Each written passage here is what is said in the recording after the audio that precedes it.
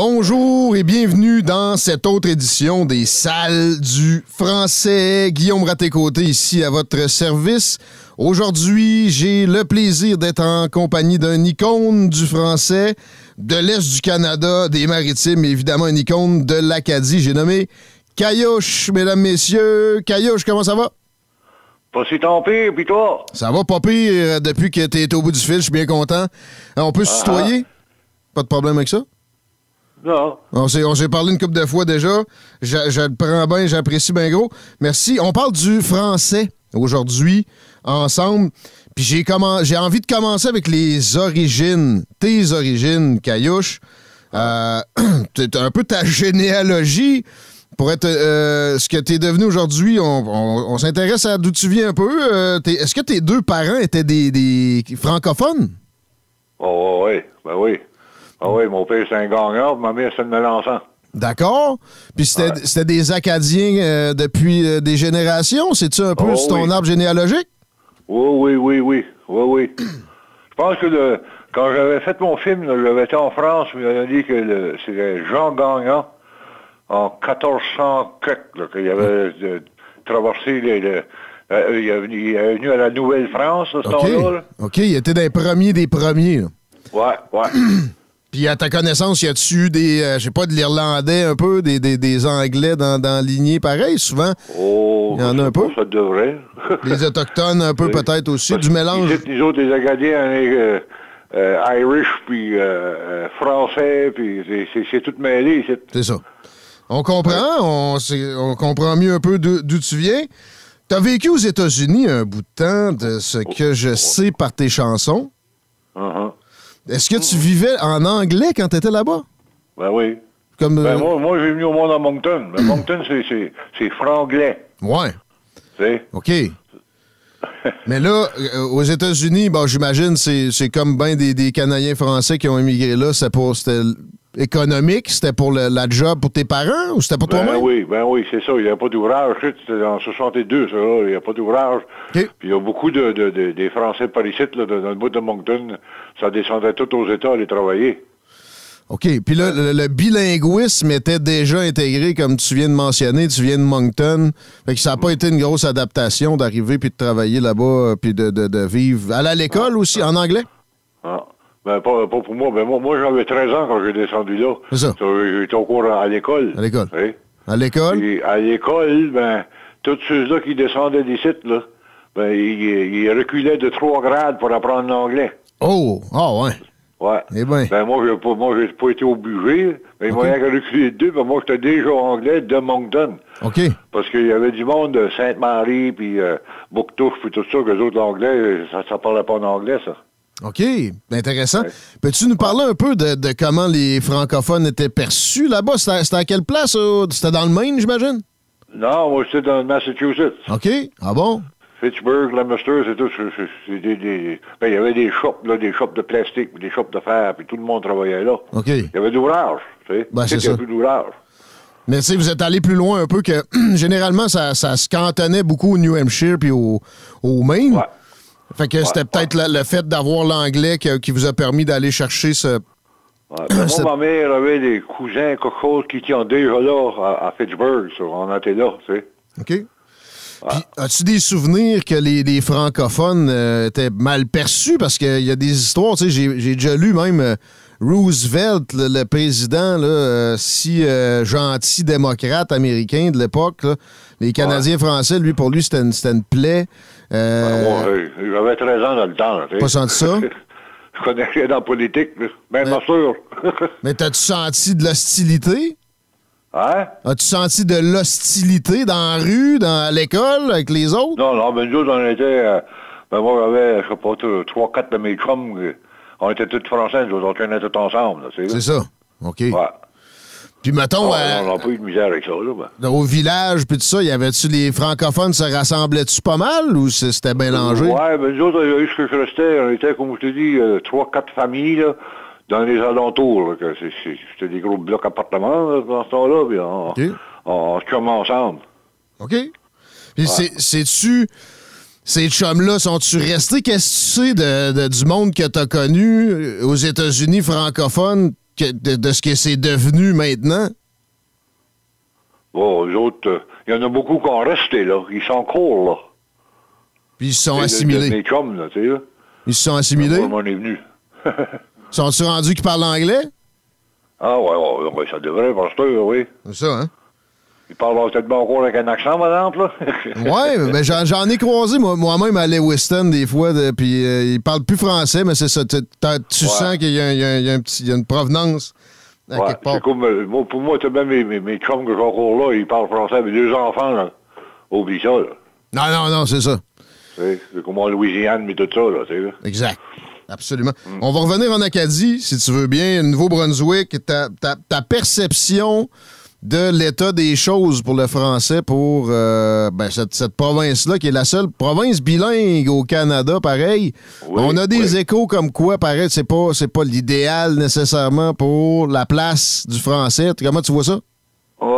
Ça, c'est plus comme à Moncton. Les autres, c'est pas la guerre, là, le français et anglais. Là. Les autres, moi, je reste là-bas dans le nord. Là, je reste en face de Caracat. Les autres, ici, c'est tout français. Okay. Il y a des stretches que c'est des anglais, là. Ouais. Les autres, ici, c'est tout français. C'est des petites enclaves, les anglophones. Fait que là, vous autres, vous sentez chez vous à 100% dans ce coin-là, puis il n'y a pas de... Comme dans le sud de la province, Saint-Jean, Fredericton, puis tout ça, c'est tout anglais, ça. OK. Nous autres, c'est dans le nord, il y a du monde ici qui ne sait pas même comment parler en anglais. Ben, c'est ça. OK. Ouais. Mais de l'autre bord, ça c'est plus généralisé. Les autres, ils se font pas trop suer avec ça. Quand tu te promènes, tu te ramasses dans une stretch, il y a des Anglais. Ouais. Y a-tu... comment ça se passe? Ah, on n'a pas de problème avec eux autres. Non? Puis eux autres n'ont pas de problème avec nous autres, je pense pas. Bon, c'est le fun d'entendre. Politiquement... on s'accorde du site. Politiquement, est-ce que tu es satisfait aussi de la place que les francophones obtiennent, mettons, je sais pas moi, en termes de siège au Parlement ou en termes de protection de la langue en général, les écoles? Il me semble que j'ai déjà entendu parler dans une de tes tunes des écoles francophones qui étaient en passe de fermer. Me trompes-tu? Oui, comme je dis, ici, la population de Français ici au Nord-Ruc, on est fort. Tu prends comme la Nouvelle-Écosse, là. Il y a 3 régions dans la Nouvelle-Écosse. Il y a la baie Sainte-Marie, dans le sud de la province. Dans le milieu de la province, il y a les îles Madame. Puis dans le nord, au Cap-Breton, il y a Chéticamp. Ouais. Les autres, ces 3 petites places-là, là, eux autres, ils se battent. Mange le pour essayer d'atteindre les écoles françaises, puis tout. Puis là, c'est tous les Anglais. Ils sont gouvernés par les Anglais. Ouais, carré. Nous autres, ici, on nous Nouveau-Brunswick, on est gouverné par les Anglais aussi. Ben, nous autres, on est forts. On a la population. Ils n'ont pas le choix de vous écouter. Il n'y a pas de problème avec ça. Il faut qu'ils vous écoutent. Là. Vous avez du poids. C'est ça. On a du power un peu, ils t'écoutent un peu. Si je te nommais premier ministre du Nouveau-Brunswick, Caillouche, demain matin, puis je te demandais une action sur le français, as-tu bien des affaires qui te viennent en tête ou c'est correct comme c'est là? Comment t'agirais, premier ministre Caillouche? Moi, la politique, je suis pas là-dedans. Pour moi, je reste toujours de même parce que les autres, on n'a pas de misère. Comme je dis, t'es devant Moncton, nous autres. Parce que c'est comme moitié français, moitié anglais. Puis il y a le pouvoir à tous les deux, là. Tu veux dire? Oui. Ici, dans le Nord, c'est le français qui a le pouvoir, ici. OK. Je reviens à ta musique, parce que je t'ai entendu aussi chanter en anglais. Me demandais si t'avais hésité pas mal, parce que la majorité de ton œuvre, c'est en français, puis c'est du beau français acadien bien assumé. Mais au début de ta carrière, as-tu hésité? As-tu pensé à y aller en anglais? Moi, quand j'étais aux États, j'ai grandi avec Buck Owens, puis Merle Haggard, puis tout ça, Johnny Cash. Tu sais, ça, je chantais beaucoup de tunes. OK. Quand j'arrivais de nouveau ici au Canada, ben là, j'avais toute cette musique-là dans ma tête. Ben là, j'ai rien qu'une traduction en français, à ma manière, tu sais. OK. Fait que c'est un peu du Caillouche, tu sais, je t'ai entendu nommer Merle Haggard, puis Johnny Cash, Waylon Jennings, je sais pas, c'est plus... Oui, tout ça, j'ai tout écouté ça quand j'étais petit gars, j'ai grandi avec ces musiques-là, moi. Puis du Hank Williams, c'est un peu du country, du outlaw, ça? Ouais. C'est ça ton genre, je t'ai cerné là-dessus pas mal. Je comprends. Puis le fait d'y aller en français, c'était plus facile parce que t'es bilingue pas mal, là. Ou c'était pour le public? En anglais, là. Comment t'as dit? Il y a beaucoup de monde ici qui ne comprend pas de l'anglais. Fait que c'était pour le public. C'est ça, ouais, c'était pour le public. Puis avais-tu une pensée pour le Québec? Parce que à un moment donné, un artiste, tu vas être entendu, là, les puristes, là, ils resteront chez eux à vouloir parler juste à essayer de nous dire que le public les intéresse pas. T'sais, ça prend un public. Et puis il faut que tu y penses. Est-ce que le Québec est rentré dans ton calcul pas mal? Oui, il est rentré certain. Et au Québec, c'est là que je passe tous mes étés quasiment. OK. Pas cet été, mais l'été passé, là. Ouais. Parce qu'au Québec, les festivals, le festival western, country, là, il y en a pas mal. OK. Ouais. Ben, à part ça, dans la francophonie, as-tu pensé, parce qu'il y a quand même 300 millions de locuteurs francophones, de personnes qui parlent français dans le monde. Premièrement, je sais pas, je serais pas surpris que tu m'annonces que tu étais bien populaire en France ou en Belgique, je sais pas.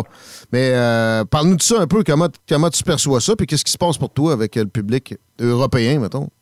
Ben, je sais pas, moi, moi, je suis membre de groupe Artisti, là. OK. Puis eux autres m'ont envoyé des gros chèques tous les, je sais pas, 3-4 mois que ça joue en Belgique, puis en Afrique, puis partout. Ah, ouais. Ouais. Sérieux, ça? Ouais, je suis sérieux, certain. Puis t'as-tu des commentaires des auditeurs? Parce que, tu sais, ça me fait penser à Richard Desjardins. J'ai de la misère à le comprendre, moi, des fois. Tu sais, puis je suis québécois, puis ça a l'air, il est donc bien populaire en France, puis tout ça. Est-ce que tu as des commentaires? Y a-tu des auditeurs qui t'écrivent pour te demander qu'est-ce que tu veux dire par telle phrase ou quelque chose de même? Ou? Ah oui. La bière vient chaude, puis la poche de gel. Là. Ouais. Il y a du monde qui m'a demandé ce que vous voulez dire avec ça. J'aimerais bien ça avoir la lettre de ça ou l'audio de la personne qui a posé cette question-là. Oui. C'est bonne. Puis as-tu déjà envisagé d'aller profiter de ça puis de tendre la main à nos amis francophones outre-mer ou c'est Non.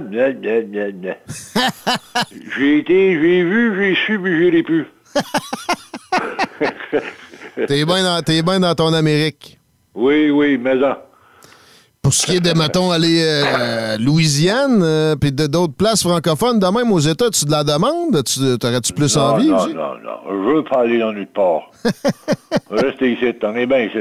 Ah, on se comprend là-dessus. On va dire comme Richard Desjardins, un qui ici te connaît bien. On a le droit de tout faire, même rien. Une fois de temps en temps, un petit été, je suis bien content pour toi, l'été de congé. C'est sûr que à un moment donné, il va falloir que tu reprennes la route, j'imagine. T'es encore... Oui, ça commence, là. Les téléphones rentrent là, pour 2022. Là. C'est ça, t'es encore willing, puis les gens peuvent t'appeler s'ils entendent l'entrevue en ce moment, puis ils se disent, moi, je voudrais caillouche au festival de telle affaire l'année prochaine. Il y a moyen. Ouais. On appelle Yolande, puis on s'arrange avec ça. Ouais. On s'arrange avec ça cet automne, en tout temps. Parfait. Cet hiver. Je veux te garder un peu encore une minute ou deux sur le français en général. Tu sais, l'accent acadien qui est pointé par certaines personnes comme étant erroné. Puis aussi, il y a des accents au Québec qui sont vus de même. Puis encore là, si t'es objectif à le moindrement, finalement, tout le monde est dans le champ. Même les Français. Est-ce que tu considères que c'est une richesse d'avoir toutes ces variétés-là? Puis, en même temps, peut-être qu'il faudrait, je sais pas, s'accorder plus sur ce qui est des définitions des mots. L'Académie française est un barème, là. Ça en prendrait-tu plus? Est-ce qu'on devrait les congédier toute la gang? Au contraire, comment tu verrais un genre de centrification de la gestion du français? Ben, moi, je sais pas. Écoutez, le monde peut faire ce qu'il voulait. C'est de la richesse. Moi, si ça marche, moi, je sais pas ce que je fais. Puis, si les autres aiment ça, ben, moi, je sais pas, pour la langue française, j'adore ça, puis tout. Les enfants, là, à un moment donné, il faut que tu saves l'anglais, au moins. OK. Ça nuit pas dans le monde. Là. Ça t'a pas nuit. Ça t'a pas fait perdre ton français non plus, ça, toi? Ah non, faut pas que tu oublies ton français certain. Mais c'est... l'affaire, l'anglais est très important et tout, c'est pour les jobs et tout. Parce que c'est les Anglais qui ont tout l'argent. Ben, l'ouverture sur le monde aussi, c'est la langue de la business, oui, mais c'est la langue aussi où tu peux aller chercher le plus d'informations possible. Mais tu sais, je t'ai entendu, faut pas que tu perdes ton français. Toi, comment t'as fait? C'est une question de conscience? Parce que t'aurais pu, là. T'as passé combien de temps aux États? 17 ans. Tu sais? Qu'est-ce qui fait que t'as réussi à garder ton français de même? J'ai 3 ans et demi dans le Marine Corps. Ben oui, J'étais bon. au Vietnam en 1966. Ah, t'es allé au Vietnam? Avant, je savais pas ça. Ouais. Ah bon? Là, c'était pas pire, parce que les Vietnamiens, eux autres, qui étaient instruits, ils sont français, eux autres. Oui, c'est vrai, ça. Parce que la France a eu ce pays-là pour un 20 ans de temps. Ceux-là qui étaient instruits, je les parle en français. Mais t'aurais pu le perdre, là. Je veux revenir à ça. T'as gardé ça. Est-ce que c'est une question... Tu t'étais dit, faut pas que je le perde, ou c'est allé tout seul? Comment t'as fait? Comme quand on a déménagé au État, j'avais 13 ans. Dehors, quand on s'amusait dehors, avec les Anglais et tout ça, mais quand on arrivait dans la maison, ma mère disait, en français, c'est ta maison. Ah, OK. Puis oui, j'avais 13 ans. T'es comme trop vieux pour oublier ton français. Ouais. Au moins que tu ne parles plus pour 2-3 ans de temps. Là. Tu viens que tu cherches les mots. Là. Oh, oui, c'est ça. Tu sais, on en connaît. On parlait français à la maison, ça. Fait que c'était... Tu ne l'oublies pas. C'était la famille qui avait décidé que il n'était pas question de perdre ça. Penses-tu qu'il y a une petite fibre d'Acadiens qui l'ont pas eu facile, justement, puis que on se fera pas faire la passe par les Anglais, certains rendus ici? Ouais. Il y a de ça? Non, les autres, on est des travaillants. Ouais. Nous autres, le peuple acadien, on est des travaillants. C'est n'importe où ce qu'on va, même si c'est anglais. Quand tu travailles, puis il y en a engagé. Qu'est-ce que tu dirais à quelqu'un qui est en train d'hésiter, là, il est bilingue, lui, puis il veut se lancer dans l'art ou la chanson, puis il hésite entre l'anglais et le français? Tu lui dis quoi? Oh, je sais pas. Hey, gars, Guillaume, attends une minute, je vais t'essayer sur speakerphone, ouais, c'est ça quelque chose. T'as de la misère à m'entendre encore? Es-tu là? Oui, tu m'entends-tu mieux? Ah. On dirait que c'est un petit peu plus fort. Parce que je t'attends quasiment pas. Oui, je sais, je suis désolé. De toute façon, on s'en va vers la fin de l'entrevue. Ah, OK. Ma question était, si t'as un jeune là, qui est bilingue en ce moment puis il hésite entre s'en aller vers l'anglais ou bien le français, tu lui dis quoi? Ben, c'est... on va dire aussi si qu'un jeune veut chanter, on parle. Faire de la musique, là. Exact. Pour aller dans l'anglais, là, il y en a des Anglais qui chantent, là. Ouais. Il y a beaucoup de Français et tout, mais il y a moins de Français, là. C'est-à-dire, comme moi, avec ma musique, quand je suis allé à Nashville, là, oublie ça, là. Non, c'est ça. OK. Fait que t'es aussi bien de te concentrer sur le français, t'as plus de chances de percer comme ça. C'est ça. OK. Bon. Ouais. C'est un conseil qui, je pense bien, va être entendu, Caillouche. Et puis, j'ai l'impression que ça va être écouté, pas pire, cette entrevue-là. T'es un personnage qui est bien en demande. On est heureux de te jouer à la station régulièrement. Je sais pas si Yolande t'a passé le mot. Nous autres, on est une station qui joue beaucoup de hip-hop. OK. Mais on joue du Caillouche à plein. Puis c'est demandé par le même public, Caillouche. C'est le même public, puis... c'est une station qui, on se définit un peu comme ça. Mettons une station pas pour les doux. Faut que ça brasse un peu. Donc, le seul à peu près qui fait du outlaw country dans le Canada français, on est bien fiers de le jouer. Merci d'avoir accepté l'invitation. C'est vraiment intéressant de t'entendre parler du français comme ça, Caillouche. Ben, ça prend quelqu'un pour continuer, hein? On va essayer que de te garder un bout, parce que je vois pas bien de relève qui pourrait te remplacer, moi, Caillouche. Il y en a beaucoup qui chantent mes tunes. Ah, moi, je les connais par cœur. Une bonne partie, moi. Moi et tout. Une bonne partie. Hey, Caillouche, en terminant, là, l'entrevue est finie. J'ai juste une petite... Hey, Guillaume, je vais te demander une question pour toi. Ah, je t'écoute. Sais-tu pourquoi que les femmes se frottent les yeux quand ils se réveillent? Bonne question, mon Caillouche. Parce qu'il n'y a pas de poche à gratter, eux autres. Je peux-tu garder ça, puis je vais le laisser dans le... Je vais le laisser dans l'entrevue. C'est quoi tu vas avec, mon ami? Trop bon. Merci beaucoup. Hey, c'est moi qui te remercie, Guillaume. Bonne journée. Moi, Gaillauche.